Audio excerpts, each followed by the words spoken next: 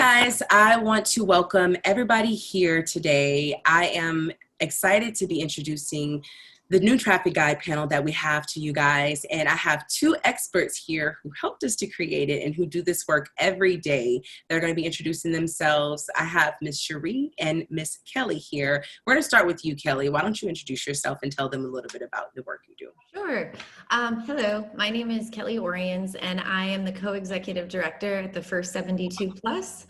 We are a holistic reentry services organization that provides free transitional housing, case management, peer support, legal services, and economic empowerment programming. And we started exploring this issue of access to a driver's license after we observed several of our clients, almost all 75% of our clients, being able to access employment, getting job offers, but not being able to accept those offers because of a suspended driver's license. So we started working with the Justice and Accountability Center and Cherie to figure out how we can craft resolutions and help people rejoin the workforce more quickly. I guess that means I'm next. Hi, everyone. My name is Cherie Teamer. I am an attorney working not only as a contract attorney with Justice and Accountability Center, Louisiana, but I also work in my own private practice called Teamer Legal Corporation, LLC. And I do a lot of other things, but we'll just focus on those two things because they're the most relevant. I worked with Kelly and everybody at JAC to help create this traffic guide. And just so you all know, you can get the traffic guide on JAC's website if you just search for Traffic Court Guide. So we're going to start with you, Cherie. When it comes to explaining the courts, my first question for you is, how does someone find out where or when they have a case?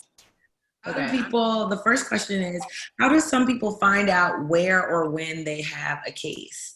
Mm-hmm. So the easiest way to find out where or when you have a case, especially because we're going to be talking in relation to New Orleans traffic and municipal court, but there are municipal and traffic courts all around the greater New Orleans area. There's 3 in Jefferson. There's 1 in Marrero.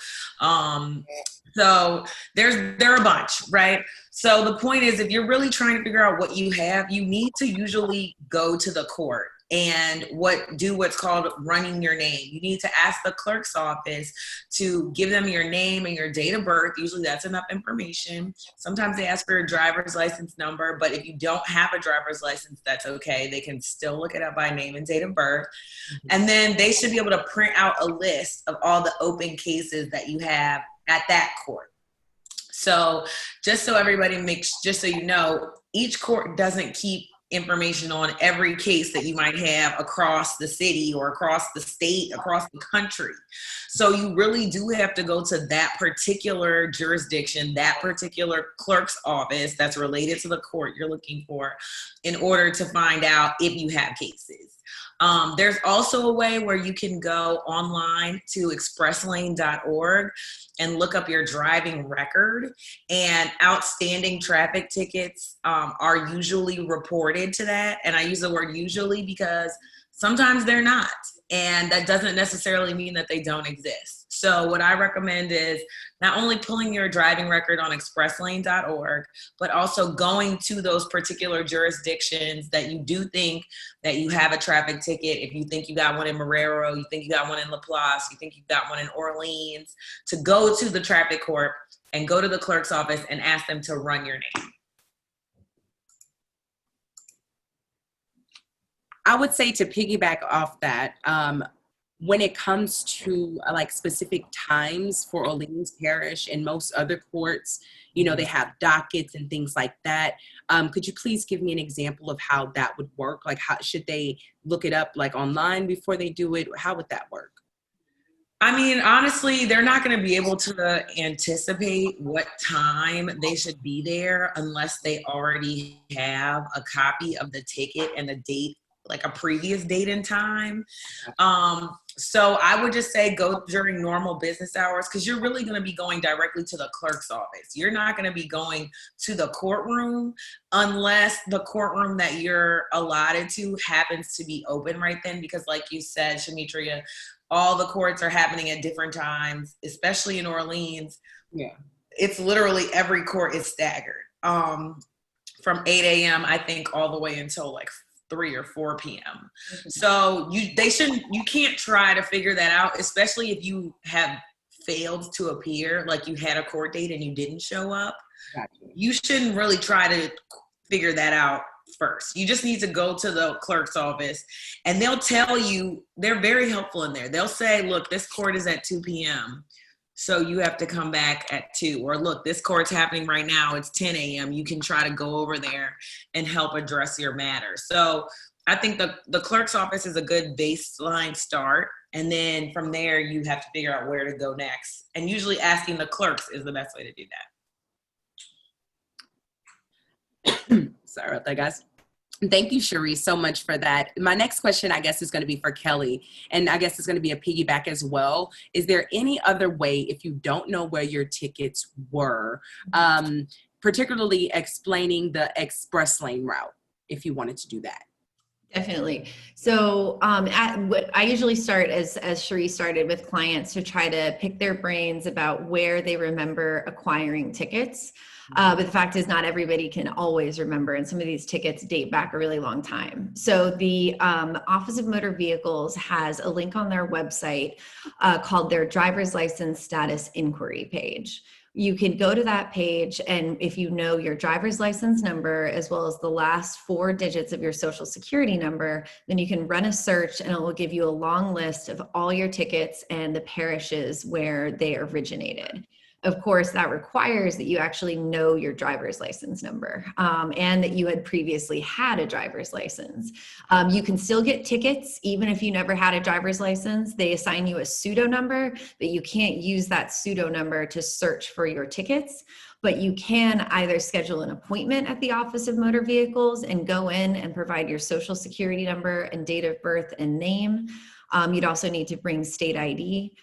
Or you can call the Office of Motor Vehicles and ask that someone over the phone tell you where your tickets originated. Thank you for that. Is there a fee associated with that? With getting your driver's license status report or inquiry report from the Office of Motor Vehicles, no. So now that they know what tickets they have, my next question would be, how would someone find out how much money they actually owe on those tickets? So that's 2 separate questions. There's 2 separate answers, I should say, for that. So when someone's driver's license is suspended, they typically almost always owe money to both the local traffic courts that were adjudicating the tickets, as well as the Office of Motor Vehicles, where if they receive notice from a local traffic court to suspend a driver's license, then they tack on $100 to $150 fee per ticket, which is really important distinction, right? It's not just that each parish that notified or each court that notified, it's every ticket within that court. And so those are 2 separate things. And one source of confusion that I see a lot with clients, and it's really understandable, is if they got, let's say, credit for time served, or their tickets were null prost, or they were dismissed, that would mean that they don't owe anything to the Office of Motor Vehicles. And that's not true. The Office of Motor Vehicles is still going to assess them at the full amount, even if those tickets were subsequently dismissed in the parish where they originally issued. Yeah, and I think one thing that's good to note too is that those fees that are attached by the Office of Motor Vehicles are only usually attached if you missed court before. They don't just do it on every single ticket that you ever get, right? So usually you have to have missed court, not showed up, not ever, like, you know, it doesn't happen every time you get a traffic ticket. So that's why some people don't have them. And then sometimes they're not reported and sometimes they are. So it's really kind of like a nuanced, weird thing that is depending on the jurisdiction you're in, how they get reported to the Office of Motor Vehicles. But like Kelly said, that fee is separate and apart from whatever you owe the actual jurisdiction. And it has to be satisfied in order for you to be able to, you know, driving in, basically. Thank you so much for that, ladies. And Cherie, while I have you, that brings me to my next question is, what should someone do if they just don't want to deal with the courts or any of this after they've gotten a ticket? Pay it beforehand, get a lawyer, tell them to handle it? Like, what route should they take? I mean, I recommend that you just, if you don't want to deal with the court, so I'm just taking that as to mean like you don't want to go through any kind of negotiation process. All you want to do is pay. So you can pay the ticket on the day that is assigned on your ticket. And I think I actually have some traffic tickets right here, handy. And I don't know if you can see this, but there's a date, and you don't need to see the exact area, but around here, this is where they tell you where to go and when to go, right? On that day and time, and it doesn't matter what this person's thing says, right? That's when you go to the court to pay your ticket if you don't want to deal with anything. And it's also when you go to court to get your court date, when you do want to deal with it and you do want to negotiate. So what I would say is make sure you pay attention to this, because once you start missing the date that is whatever is written on this section of the ticket, that's when all the additional administrative fines, fees, and other things are attached, as well as contempts and additional court costs in the jurisdiction. So this is this one isn't on hand, ladies, but this is just from a personal question. If you missed that date and it was due to weather, what would you suggest somebody do? Like, we just had a ton of hurricanes. We just had a ton of, COVID. Just everything has been like hitting people, and some people have old addresses and what would someone do in that case that does want to rectify it, but maybe doesn't have the adequate information to be able to know how to do that? Communication is definitely key with the courts. That's easier in some courts than others. In Orleans Parish, my experience is that when court is canceled because there is an emergency, particularly related to weather, that they will automatically reset those court dates, and then they will send a notification by mail. So you are required to make any court aware of any changes in your address so that they can provide proper service to you. So proactively communicating with the court and contacting and letting them know that you might have had a change in your address is going to be key. But let's say there's not a universally accepted excuse like a hurricane, but you have something that's going to prevent you from going there. Truthfully, that you are in a really tough position. They don't have to accept that reason. But again, culturally within Orleans Parish, at least, if you contact that court and make them aware ahead of time or immediately contact them afterwards, a lot of the staff there will work with you. But in other parishes, I've been told by judges and by staff that you're out of luck. This was your obligation, and they can't accept one excuse, or they'd have to accept everybody's excuses. And, they're not quite as understanding in every court. Has that been your experience, Cherie? Yeah, I think the smaller the parish, the less flexible they are with missing court dates. And I mean, that would lead to another tangent of conversation between Kelly and I about how courts are funded. Because especially in smaller parishes, the majority of their funding comes from fines and fees. So reducing fines and fees and not charging additional fines and fees directly and proportionally affects their budget. So I think if you're in Orleans or Jefferson, and you can get to court as soon as possible, because especially in Orleans and Jefferson, once you have missed a court date and you already have a court, like you're already in a court, so you already know that you're going to be in Division A, that is at 9 a.m., right? Or Division B, I think, is at 9 a.m. Then you can just go there the next day and be like, look, yesterday I had an emergency. My child was sick. I couldn't come to court.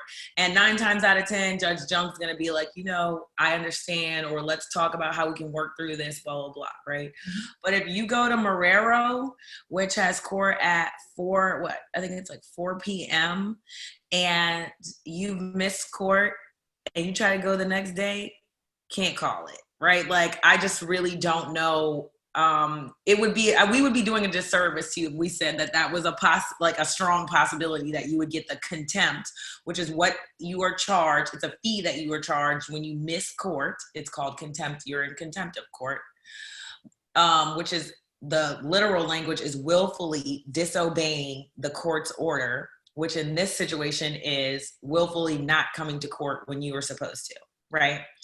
So that is why they, just a little summary about why it's not likely in the smaller courts to get, that kind of grace. Mm-hmm. Thank you, ladies. And so as we continue the conversation, so let's say someone did miss court. There's something called an attachment. Now, you told me about contempt, which I thank you for that, because it is different than an attachment. Mm-hmm. But what is an attachment, and how are they differentiated between the contempt and the attachment? So we have someone who has missed the initial court date. Once you miss that initial court date, 3 things are going to happen in traffic court. They're going to contact the Office of Motor Vehicles and notify them that your driver's license is to be suspended, which case it's going to trigger a $100 penalty on the Office of Motor Vehicles side. They're going to issue an attachment for your arrest, and they're going to add a contempt charge, which is typically between $60 to like $100, depending on the court. And so those 3 things are 3 independent penalties. And some courts will not move as quickly as others to suspend your driver's license. For instance, sometimes I see months of lag time in Orleans Parish, whereas in Kenner Mayor's Court, they'll notify the Office of Motor Vehicles that day. They move really quickly on it. So when you have an attachment and you have a contempt charge, you can go in and get a new court date, and that will lift the attachment. But the contempt charge will still be there, and you won't be able to resolve the contempt charge until the case is fully processed, and either the city attorney has dismissed the case in that they've null prossed it, in which case the contempt can go with that, or you will get credit for they will plead it down to something less, and you have to go before the judge for sentencing, at which point the judge is going to decide what is the penalty for the ticket and what is the penalty for the contempt. And you need to ask to have the contempt charges waived. And that's ultimately up to the judge. Yeah, I mean, I would just to elaborate on that, I think as far as contempts are concerned, most judges will tell you when they're sentencing you, I'm actually that you have $200 in contempt fines. Mm-hmm. You have $210 in court costs. Your fine associated with the seatbelt ticket is $65, right? Like, they'll go through each thing, and that's when it's the person's opportunity to say, look, and I think we'll cover this more during the negotiations part of this conversation, but that's the opportunity to discuss with the judge, well, what is a contempt for? And then ask for them to be reduced. Because a lot of times if you just ask, what is that? How did I get that? You can get down to the point where it's like, oh, it's because you missed court on October 21st. Then you explain, and that can all help. Mm-hmm. So what I really encourage clients to do is be very inquisitive when they're acting on their own behalf. Also, you get more flies with honey. That's just period in this situation, right? That should be the name of this video, because if you are contesting a ticket, you need to be pleasant. I'm just going to be honest with you, because otherwise you're really going to be met with a lot of adversity, and you're not going to resolve your matter in a way that's really going to help you. So back to clerical attachments though. Clerical attachments are not for your arrest, but it does show the court that you did not appear, or something. Usually it's when you don't appear and the court just puts a note on your thing. Okay, you didn't come, but they don't want to issue a warrant for your arrest. I've only seen clerical attachments really used in Orleans, and they, as far as I know, they're like kind of going away, right? Mm-hmm. And everybody in the whole region, Orleans, Jefferson, is going straight to arrest attachments, especially post-COVID. I don't mean if you had a COVID date that hasn't come up yet, because a lot of COVID dates are still being reset right now. But I mean, if you have a court date that is set for today and you do not go, you may have an arrest attachment out for you. It's very likely. And I think Cherie brings up a really good point about we would be doing a disservice if we didn't paint this realistically. And I hate to discourage people from standing up for themselves. I want people to stand up for themselves. I know everyone has a story. People have mitigating evidence that they can bring. But the reality is a lot of traffic tickets do carry jail time and really serious fines, as well as court fees. And unless you just have the utmost certainty that you have been completely wrongfully charged with this traffic violation, pushing it can lead to really serious consequences. And I found myself on the other side of that in Kenner Mayor's Court once with a city attorney, where I wanted to push an issue around the use of their radar guns and how if they are abiding by the calibration rules for that. And the city attorney made it very clear to me that if I pushed it any further, he would pursue jail time around a speeding ticket. They do not want to have to work harder on these tickets than is absolutely necessary. And I'm painting with a broad brush, and I realize that there are a lot of city attorneys out there that can approach this differently, but there are a lot of city attorneys out there that work very hard to discourage people from pushing these issues. Yeah, I mean, and I think that it's, we can get into why and all those things. It all goes down to funding, right? Yeah. Like, that's really the reason why this is, it's something that we have to spend an hour on a video to explain to you. Because if it were really something that was a transparent and easy situation to navigate, you wouldn't need Kelly and I to tell you how to do this. Right. So I think that in and of itself is more of an example of the reason why this structure is actually built to continually make money off of, I'm going to say people, but, so I just want to be clear, we're giving you this information because this is how we figured out how to deal with working in traffic and municipal court. It isn't because we like it this way. It isn't because we are endorsing the practices, the judicial practices, the prosecutors' practices in any way. This is because we want to make sure you have some inside information on how to deal with these situations. So, Cherie, where does a person go in Orleans Parish Municipal and Traffic Court for a traffic ticket? Well, like we kind of said earlier, I would say just go straight to the clerk's office. The traffic and municipal court is located on South Broad, right next to the Broad Bridge, where the police headquarters are, about a block from Tulane and Broad. And I would say when you get there, go straight to the clerk's office, and then they'll give you more information. If you look on pages 6 and 7 of our traffic guide, it details the times of court, what the building looks like, and kind of more details about a phone number if you do need to call the clerk's office. I would tell people to please look at this, because if you have something that is in Judge Sins that starts at 8 a.m., which is the current time, and you get there at 9 a.m., there might not be anybody in there, right? You really do have to go to court, I would say, at the time that it's supposed to start, just to be safe. Mm-hmm. Because if you get there, I mean, I've done this as an attorney, but it's different. The consequences are different for me, right? Mm-hmm. Just because I can communicate with the judge's staff back behind, when they, different things that I can try to work around. I can come back the next day because it's my job to go to court every day.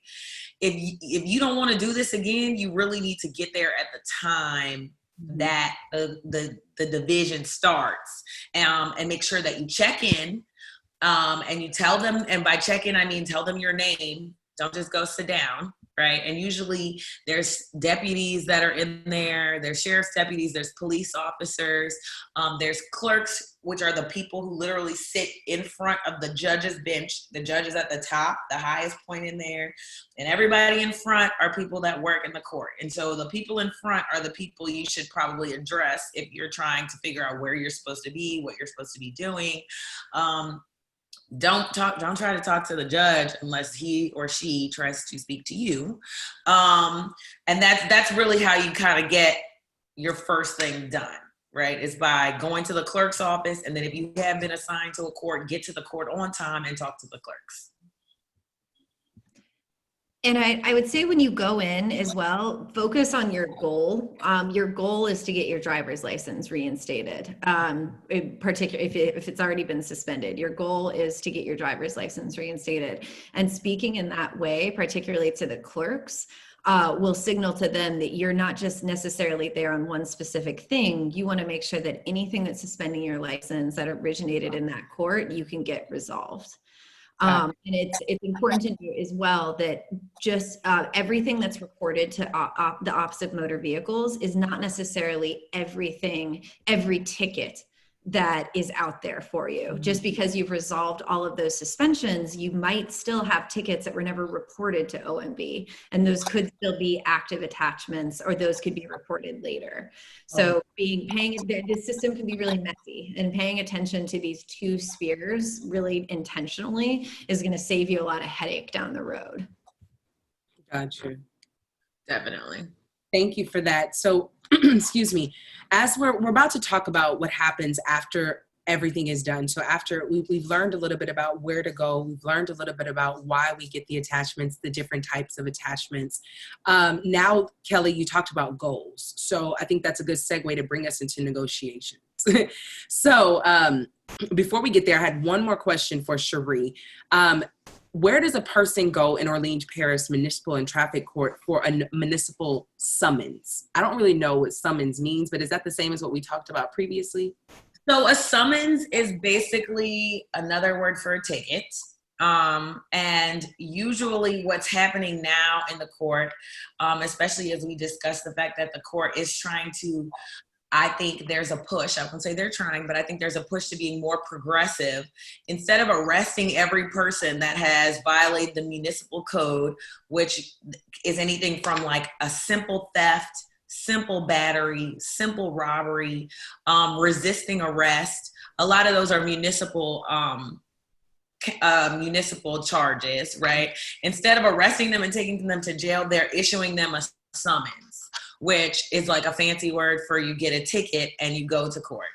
And you go to court in a similar way that we've already discussed on page 6 and 7, that's where you go to, that same building, and you will be assigned to pretty much any one of these listed courtrooms. But there is something that says first appearances, which is also on the list, right? So where the first appearances are, that is your first time appearing before the court after you have received a municipal summons. And pretty much every summons that you get is gonna say, come to court at 11 a.m. and it's gonna give you a day. It's gonna say October 22nd. It's gonna say October 23rd, whatever. Right? So you go to court to the first appearances and you just ask somebody, it says room 101 on their list right now. You just ask somebody, where are first appearances? Anyone who looks official, wearing any kind of, uniform, a shirt that says court. And then you go in that room and you check in the way you would, talking to the clerks, telling them you're in there. And then you wait for the first appearances to start, which is literally your first appearance in the court and your first opportunity usually to plead guilty or not guilty, no contest, right? And usually people with municipal charges have a few more appearances. It's more lengthy, right, than people who have traffic tickets, because you can pretty much resolve a traffic ticket on the second time you go to court. Because remember, the first time you go to court is to get the court date for the courtroom that you're going to be in. The second time you go to court is when you get that court date. And usually on that day in the courtroom that you're assigned to, you can resolve your matter. In most municipal charges, after the first time you go to court is on your first appearance, right, where you plead guilty or not guilty. The second time you go to court is usually to get discovery, which is basically the details, whatever police reports or evidence that the police can turn over to you, the district attorney's office turns over to you, that details the evidence that they have against you regarding whatever municipal violation. And then you either set for trial on the third appearance. You could have a status conference on the third appearance. You could be set for trial on the fourth appearance. It all just depends. So municipal court is a little more lengthy depending on what it is that goes on. Also, municipal charges are often dismissed or dropped, right? A lot of it has to do with, a lot of these kinds of cases have to do with domestic violence. A lot of these kinds of cases have to do with simple battery, no strangulation, right? So you have to have witnesses, you have to do all that. And that's also a third conversation that we can all have about how DV is prosecuted in municipal court. And we will not have it now. So that's my suggestions for the next steps as far as municipal charges, but really just be inquisitive, ask questions, figure out where you're supposed to be. Great. So as we're going into negotiations now, I think everybody has kind of like a broad aspect of what we've done, where we're going, and now we're at the table with the judge or whomever we're with, and we're ready to talk business because we are trying to negotiate this ticket and all of these things that are going on. So I have a few questions. We're almost to the end of this, guys. We have about 15 minutes left, so I'm gonna try to run through this. So first off, Cherie, who do you talk to about your ticket? Okay, so after you, usually after you've entered your plea, this is a traffic matter, right? Mm-hmm. You enter your plea of guilty or not guilty, right? The judge will usually ask you, would you like to speak to the prosecutor regarding your ticket? This is where the negotiations happen. If you say yes, right, then the judge will say, okay, go sit back down. You're gonna be called up to speak to the prosecutor wherever he or she is located in the courtroom. Okay. It's in the back, sometimes in the front, sometimes it's on the side, but you will be directed by official personnel about where to go. And I would say everyone, just for your own safety and comfort, don't go anywhere until you were told to go there, because there's so many people in court, especially with COVID and everything. Just go sit back down if that's what they're telling you to do, and then they'll tell you when to get back up. Okay. So once you get to the prosecutor, that's who you're going to discuss reducing your charge or just amending your charge, whatever it is, right? Whatever you're charged with. If you're charged with going 55 and a 35, you're going to ask and I'm saying DA because in some jurisdictions, it is a district attorney that you speak with. In Orleans Parish, if it is a traffic matter, you are speaking with a city attorney, which is somebody who is separate and apart from the district attorney's office. If it is a municipal matter, you are speaking to a district attorney who works in a DA's office with all the other DAs who handle criminal matters, right? Which is, it's not very relevant, but I mean, it's different, right? Because they're going to tell you which way to go. They're going to be like, talk to the person at the left desk, talk to the person at the right desk. So that's how you start those negotiations. What I normally tell people is kind of what Kelly and I discussed earlier. Yes, defend yourself. Explain what happened. I was going 55 and a 35 because my wife was giving birth to our child. Here is a copy of like her bracelet from the doctor that says she was admitted to the hospital on October 21st at 2:32 p.m. And then they're going to be like, oh my God, welcome to your baby. Yeah. You know, they may reduce your charge significantly, right? Okay. But it has to be a conversation. Usually the city attorneys want to communicate and figure out something. They already have something in their mind for what they're going to do to help resolve your case. It's up to you whether you agree to what they recommend, right? Sometimes they just reduce it to less speeding because when you get over, is it like 25, Kelly, that you're reckless? Yeah. So maybe they want to reduce you from a reckless to just a regular speeding. Maybe they want to give you a seatbelt ticket. Maybe they want to do this. They're going to pretty much guide the conversation because you don't really know, right? Yeah. And then they usually, what I tell people though, when you get a recommendation for the city attorney, I tell them do not plead guilty to driving on a suspended license under any situation, right? Which normally, especially in Orleans Parish, the judges and the city attorneys are very cognizant of that, and they try to avoid getting people, because if you plead guilty to driving on a suspended license, you get an extra year of suspension from the Office of Motor Vehicles of your driving privileges. So that's why you just got to be cognizant of what the charge you're pleading to is going to do to you. Is it going to impact your driving record? Is it going to impact your license in any way? Speeding often impacts your insurance. You know, I usually ask the city attorney, back in my day before I knew what was going on, I would be like, hey, what is the outcome? Are there any negative outcomes to my client if they plead guilty to this? And usually they will tell you. They'll be like, no, they just have to pay this. Or they'll be like, yeah, this is the best I can do. Your client was going 100 and a 55. Like, I can't get him down from anything. You know, there's nothing I can do, right? So you really just have to have that conversation, ask questions, which is something I've tried to stress throughout this video. Because if you don't ask any questions, you may end up with something that's not really going to help you out. Gotcha. And I guess that's a good way to keep it going. We have about 2 questions left. So Kelly, let's say Cherie just kind of explained to us what you should do if you have that ticket, the starting process. Kelly, can you please explain to us what should they bring with them? Proof, evidence? I know Cherie kind of referred to like the bracelet situation if someone was pregnant, you know, what else could they bring? Patience.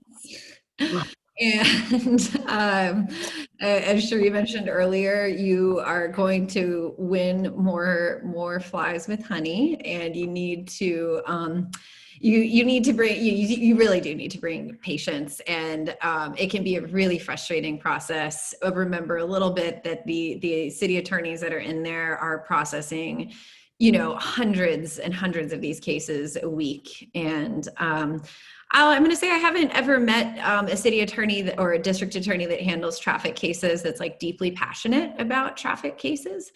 And considers themselves necessarily to be sort of the officer of public safety. And so they're frustrated as well. They don't love to be there as well. So you can, I don't know, have a little bit of empathy, I guess, in that regard. But you should also bring state ID. You should also bring anything, to Cherie's point, any evidence that can kind of contextualize what's going on. For instance, if you were pulled over for driving without insurance or driving without proper registration, and you've corrected that, which I would encourage you to do before you go in, that is very helpful proof to get that ticket either null prost, although technically you could still be guilty at the time. They want to see that you've remedied that. And so any remedies that you can show that you have resolved something, also any proof that you are in the process of remedying the situation. I think any information that can contextualize the issue that you were ticketed for is helpful. Yeah, definitely. I think too, I'm sorry, I didn't mean to cut you off. Yeah, oh no, excuse me, sorry. Cherie, I was gonna say, as you go into your next explanation, the next question was, what if my case is old, and define the motion to quash. So just as you go into it, you can just explain that too. Okay. Well, and I was also going to say, we didn't talk about traffic accidents at all, which is a reason why people get tickets all the time. A lot of times you need to show that you had insurance at the time the accident happened, so you don't have to just drag on and on and on with the ticket, because usually they don't want to close the ticket if there were personal injury damages that could have been filed against the person who caused the accident, which is the person who received the ticket. Even if you don't believe you really caused it, if you received the ticket, that usually signifies that you caused the accident. So I would say make sure you also, if it's anything accident related, that you have information on your car insurance to try to help move the process along on resolving that.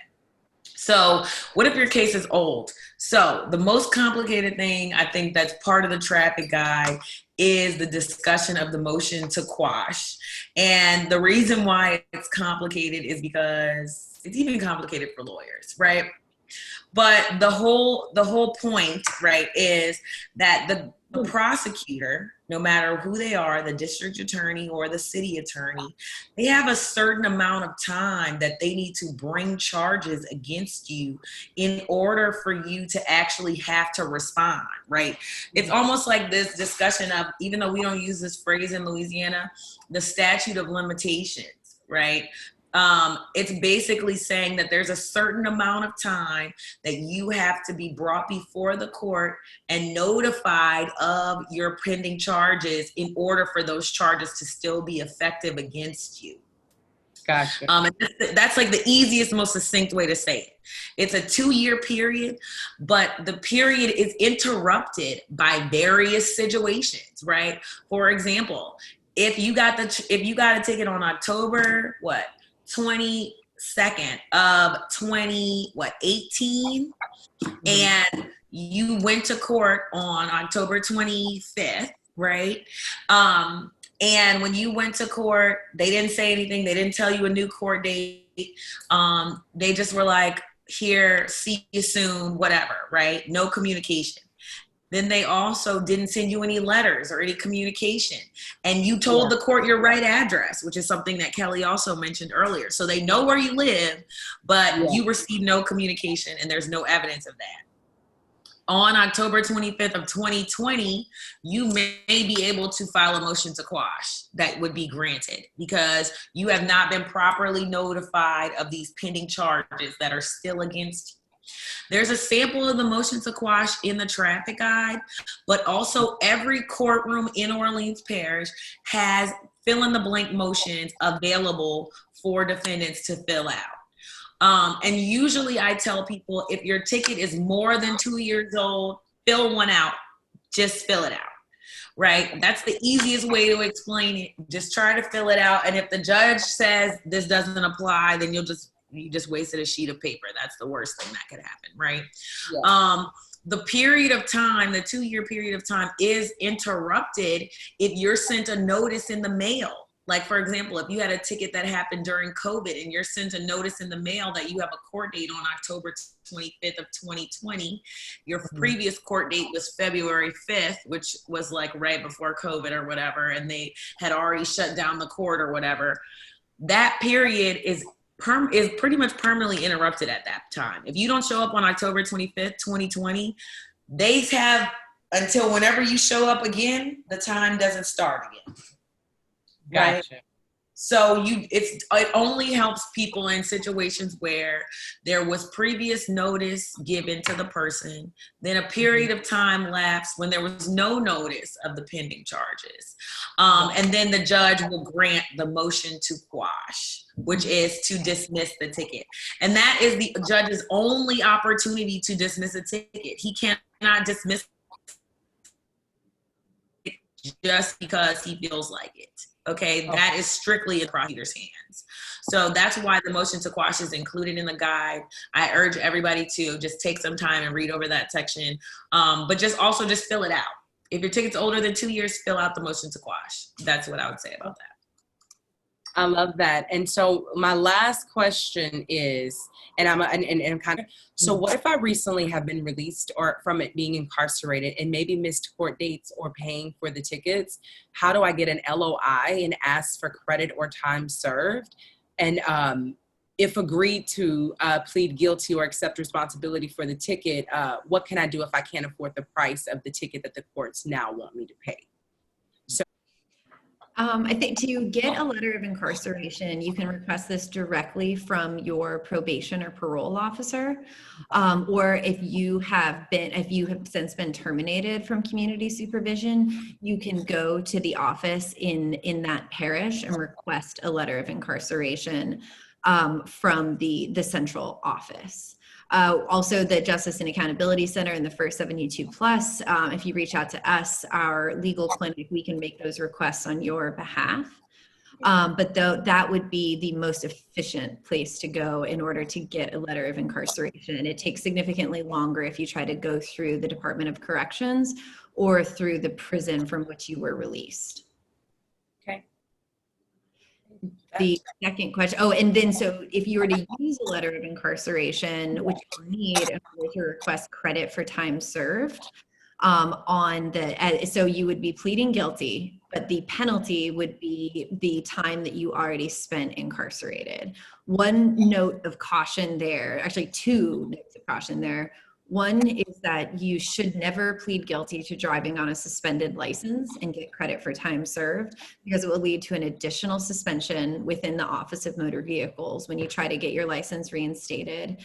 And two, if you got a speeding ticket or a moving violation 10, 15, 20 years ago, and you're going in to resolve that, and you have never pled guilty on that ticket, but you're going in and you're negotiating, and the city attorney said they wouldn't oppose credit for time served if you plead guilty on that ticket, that's fine, except that the date that you plead guilty will be the date that it shows up on your record, and moving violations, depending on your insurance company, will lead to an increase in your rates. Even if the actual violation occurred many years ago, they're going to use the date that you pled guilty as the guiding date to penalize you on your insurance. So you should always try to plead down non-moving violations, which is a really reasonable ask in most situations, particularly if the tickets are quite old. Okay. Thank you guys so much for all of this. This was amazing. I just want to say, as we continue to move forward, guys, we're going to use all of this information